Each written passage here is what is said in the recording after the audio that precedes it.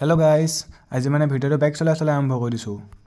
মোৰ কাইলৈ কলেজত প্ৰেক্টিকেলৰ এক্সাম আছে আৰু সেইকাৰণে মই লগৰটোৰ ঘৰত গৈ তাৰ প্ৰেক্টিকেলটোৰ লগত মোৰ প্ৰেক্টিকেলটো এবাৰ মিলাই চাম বুলি তাৰ প্ৰেক্টিকেলটো আনিবলৈ গ'লোঁ।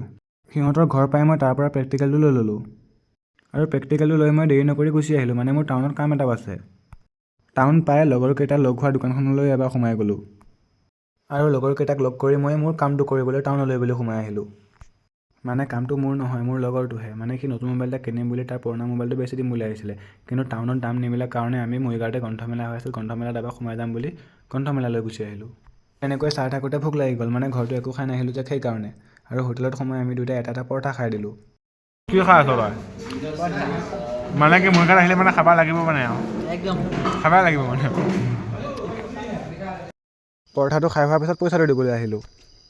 পইচাটো লওক পৰঠা দুটা আৰু পৰঠাটো আমি পেটত ভৰাই আহি দুয়োটাই গুচি আহিলোঁ।